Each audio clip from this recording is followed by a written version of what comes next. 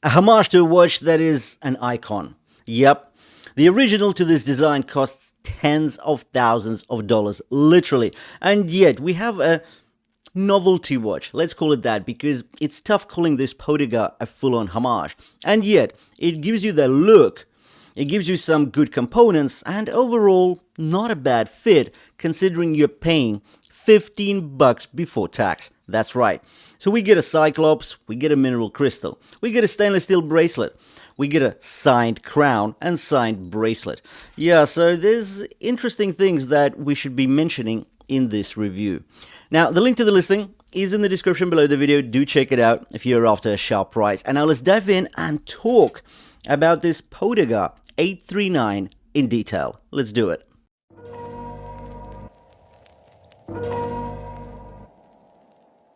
Looking top down at the watch, the visual cues are unmistakable. This is a bold tribute to an iconic luxury timepiece that usually commands tens of thousands. Yet here it sits for around $15. That's where Poedagar thrives, disrupting the ultra budget tier with refinement when none is expected. We get an integrated bracelet setup, a fluted bezel, and brushed top surfaces that contrast beautifully against polished case flanks. Shockingly, for under $20, there's even a signed push-pull crown. That's a detail you just don't expect to see at this price. Now to the specs. A 41mm case width, slim 9.6mm thickness, 11mm including the Cyclops, and a modest 48mm lug-to-lug length. The bracelet spans 26mm at the case integration, and it tapers elegantly down to 18mm at the clasp, giving it that mix of athletic stance and dress refinement. Despite being an alloy case, the crisp transitions and sharply defined bevels defy expectations. The layering is clear. Below the polished flanks you see the snap-on case back lip, and above the polished fluted bezel. Front and center is a raised mineral crystal with a Cyclops magnifier, offering around 2 times zoom for the date display. And on the right hand side, that 5.9mm signed crown with its tactile notchy pull, making setting the time surprisingly pleasant. Now let's take a closer look at this bracelet. While the case is alloy, the bracelet is stainless steel, built with hollow folded links, and measuring 26mm at the integration point with the head of the watch, tapering down to 18mm at the clasp for that perfect balance of boldness and wearability. What's crazy is that it's a 5-link J-style bracelet with brushed outer links and polished center links on a watch that costs less than $20. That's insane. The link articulation and fluidity are decent, while tolerances are acceptable at this price, but really not amazing. It's held together with push pins, and we even get a signed butterfly clasp, logos on both sides. Around the back, a stainless steel snap-on case back completes the look, stating 30 meters of water resistance, the model number, and some other specs. So this watch essentially is splash-proof, but not swim-ready.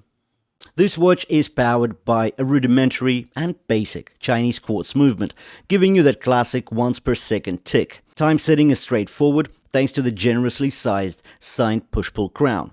Pull it out to the first position to set the date, and then to the second to adjust the time.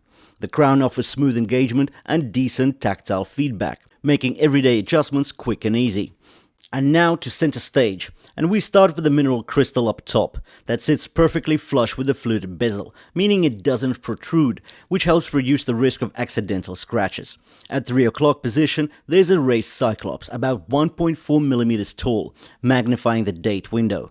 While it's not a 2.5 times magnification like we'd see on premium builds, it does provide a clear 2 times magnification, making the date wheel very legible against the incredibly dynamic dial. As your gaze falls in, it's guided by a light blue sloping rehaut, which works almost like a physical focusing ring, drawing attention to the center. And here we're treated to the sunburst sky blue dial, featuring a hexagonal texture, almost honeycomb-like, with alternating matte and polished surfaces that play with the light in a striking scale-like pattern. It's clearly a nod to that luxury icon the watch plays tribute to. We've got applied indices throughout, batons at the hours, except at 6, 9 and 12, where Arabic numerals are used, clean, crisp and well executed. The baton-style hour and minute hands are polished and filled with surprisingly good lume. And though the sky blue seconds hand is slim and a bit hard to spot at times, it adds that playful elegance. Lume performance is shockingly very decent. All indices and hands light up. Under 12, the Poedagar logo is applied, while above 6, we get the classic budget oddity. Keep up with global fashion. Like a slogan that is wildly irrelevant. But luckily for us, it fades into the sunburst dial and becomes invisible at most angles. In short, we get a stylish, textural and unexpectedly rich dial for this price. So what do you reckon? The Poedagar 839, any chance of landing on your wrist? Let me know in the comments below. Does it look too cheap? Personally, I don't think so. I've got a Pagani design that I'll be putting on review on my premium channel, Where's Watches, in a couple of days. And you will see that they are different, of course. That is a fully stainless steel watch, but it costs 80 bucks. This watch is 5 times cheaper. Yeah, so it's basically like, what, 15 to 20% of that cost. It doesn't get synthetic sapphire crystal, but then again, 15 bucks. Anyway, I think it's an interesting novelty watch. If you're just getting into watches and you just want to have a fun piece around, I think it's a good buy. So it's a definite recommend. Anyways, the link to the listing is in the description below the video. Do check it out if you're after a sharp price. Thanks for watching, and I'll see you in the next one.